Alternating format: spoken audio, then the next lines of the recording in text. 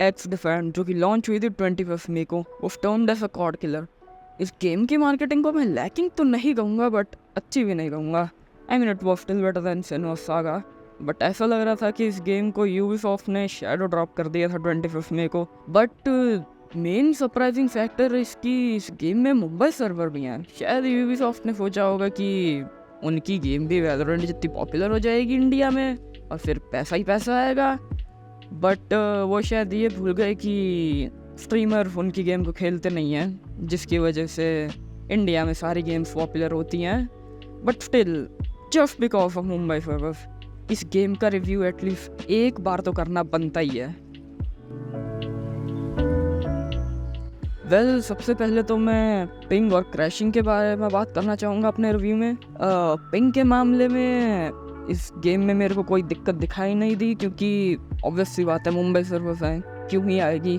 और average ping मेरे को 60 to 30 के बीच में मिल रही थी, जो कि मेरे हिसाब से वेल प्लेएबल है। और जहाँ तक बात रही क्रैशिंग की, ये गेम लॉन्च के 2-4 दिनों में बहुत ज़्यादा क्रैश हो रही थी, टू द पॉइंट दैट कि मैंने इसको खेलना भी बंद कर दिया था।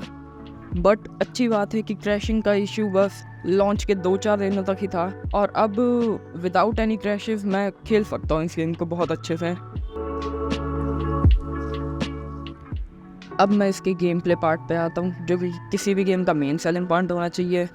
Gun play is good. Since मैंने कॉल ऑफ ड्यूटी का मल्टीप्लेयर तो नहीं खेला, तो मैं उससे तो कंपेयर नहीं कर सकता, बट मैं उनके सिंगल प्लेयर से ज़रूर कंपेयर कर सकता हूँ।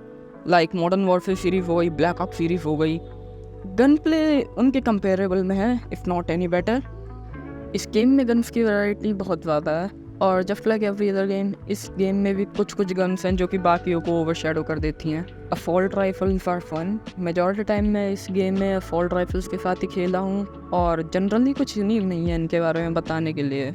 मतलब असॉल्ट राइफल है, इसके बारे में मैं क्या ही बताऊँ। Same go for SMGs, LMGs are good, they melt everybody,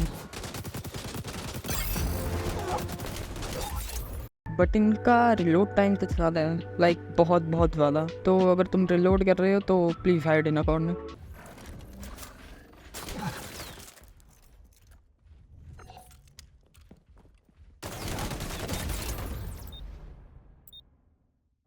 shotguns are trash, just straight up trash. Recording के टाइम मुझे इनकी एक भी अच्छी क्लिप नहीं मिली, क्योंकि इस गेम के मैप बहुत ही ज़्यादा ओपन है और शॉटगन यूज़ करने का कोई सेंस नहीं बनता है। और अगर तुम क्लोज रेंज में इसे यूज़ भी करते हो तो तुम्हें उनके बहुत ही ज़्यादा पास होना पड़ता है, लाइक लिटरली तुम्हें उनके फेस में होना पड़ता है। तो shotgun 0 out of 10। Now we come to the holy grail of all weapon, the sniper rifle. अगर तुम एम करना जानते हो, कोई और वेपन यूज़ मत करो, बस इसे यूज़ करो, क्योंकि तुम ऐसी भी क्लिप्स ले सकते हो उससे। Enemy spy doing that see-through walls thing again. Knocked him dead. Scratched off that grunt. या फिर ऐसी वाली भी।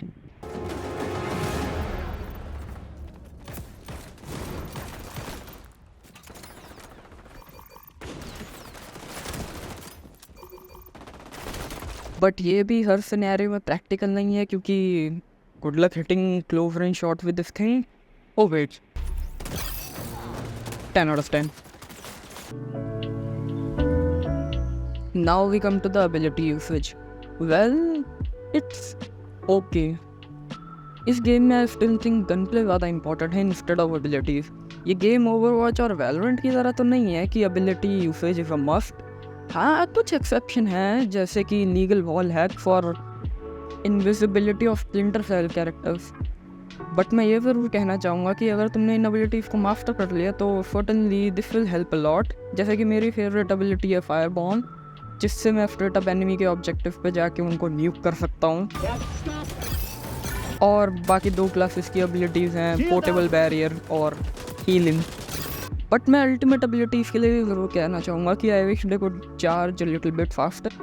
आई नो कि ये अल्टीमेट एबिलिटीज़ हैं फॉर रीज़न, बट स्टिल कभी कभी पूरे मैच में अल्टीमेट चार्ज नहीं होता और मैं उसे यूज़ नहीं कर पाता हूँ। मैच मेकिंग इज़ फाइन, मैंने जितने गेम हारे थे उससे ज़्यादा जीते थे, but then the main point इसकी जो मैंने हारे थे उनमें जीतने का कोई चांस नहीं था, और जो गेम मैंने जीते थे उनमें अपोनेंट का जीतने का कोई चांस नहीं था, if that makes any sense. हाँ, बट मैं ये तो ज़रूर कहना चाहूँगा कि स्किल बेस्ड मैच मेकिंग से बहुत ज़्यादा बेटर है ये। एटलीस्ट कैजुअल गेम सक्सेस तो नहीं बनती until you are playing rank. अब हम इसके प्रोग्रेशन पे आ जाते हैं। इस गेम का प्रोग्रेशन मैं कहूँगा कि फेयर है बाकी गेम्स के कंपैरिजन में। गन अनलॉक करने के लिए तुम्हें चैलेंजेस कंप्लीट करने होते हैं, और ये तुम गेम खेल के भी कर सकते हो, और तुम्हें पता भी नहीं चलेगा कि गन अनलॉक हो गई है इन अ गुड वे।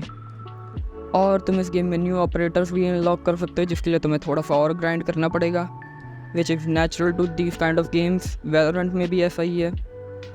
जब इस गेम को मैंने 3 घंटे खेला था तो उसमें प्रोग्रेशन बार क्वार्टर भर गया था, तो उससे तुम अंदाज़ा लगा सकते हो कि कितने और देर लग सकती है तुमको एक ऑपरेटर अनलॉक करने में। और फिर बाकी इस गेम में बैटल पास है और स्किन्स है प्रीमियम वाली, जो कि अगर तुम पे पैसा है तो ख़रीद लो, नहीं है तो मत खरीदो। मैं इस गेम के हिट रजिस्ट्रेशन के बारे में ये बात करना चाहूँगा, जो कि कभी कभार बहुत ज़्यादा बगी हो सकता है। मतलब कि तुम मर जाओगे और तुम्हें ऐसा लगेगा कि सामने वाला हैक कर रहा है, क्योंकि तुम वॉल के पीछे जाके मरोगे इंस्टेड ऑफ वॉल के आगे। अभी रिसेंटली अपडेट आया है इस गेम को फिक्स करने के लिए, आई मीन इस गेम के नेट कोड को फिक्स करने के लिए, बट स्टिल ये प्रॉब्लम अभी भी बहुत ज़्यादा रेलेवेंट है। तो इन दी एंड मैं इस गेम को 7 आउट ऑफ 10 देना चाहूँगा। इनिशियली मैं इस गेम को और ज़्यादा लो स्कोरिंग बना रहा था, बट अच्छी बात है कि यूबीसॉफ्ट ने एटलीस्ट अपनी गेम की क्रैशिंग को तो फिक्स कर लिया है, क्योंकि ये गेम बहुत ज़्यादा क्रैश होती थी लॉन्च में, मतलब बहुत बहुत ज़्यादा, जो कि सारे फन को डिस्ट्रॉय कर देती थी। तो मुझे पता नहीं है कि इस वीडियो को कैसे एंड करूं, तो